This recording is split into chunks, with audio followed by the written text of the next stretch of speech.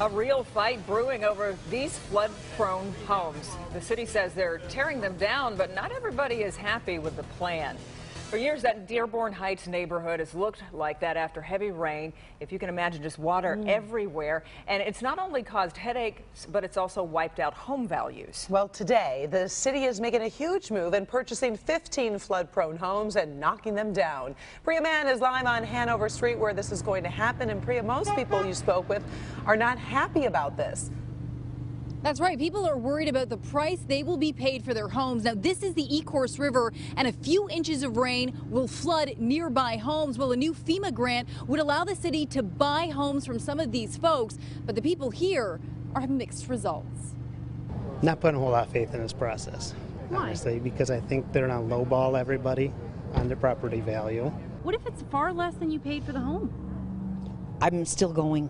I can't stay. Marge Taylor is one of the few homeowners who want to leave at any cost. Many who live on Hanover Street are skeptical of the city's plan to buy them out. Homes that sit next to the Ecorse River in Dearborn Heights are routinely flooded every time it rains. A $2.8 million federal grant would allow the city to purchase and demolish 15 homes. They're suffering with all the water, and we thought we'd at least provide them an option, and that's what we're trying to do. The mayor to say, well, their houses are paid off, this is an opportunity for them to start another mortgage elsewhere. At 83, who wants to start another mortgage? Homeowners have the choice to stay or sell, and some can't wait to move. It's the end of a chapter and it's a new beginning. We all have to move on. And no matter what, I would never stay here because of the flooding issue. Her home would be demolished. In its place, the city would build a green space with natural plants to absorb some of the runoff.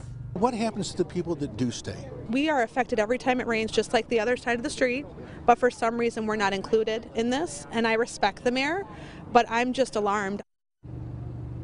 So here's what happens next. City Council has to approve this measure, and then they have to open a bidding process to hire an appraiser. Once that happens, these homeowners will get a better idea of how much they will be paid for their homes. Reporting live from Dearborn Heights, I'm Priya Mann, Local 4. So, Priya, if City Council does give that approval, how quickly could homes start to be demolished?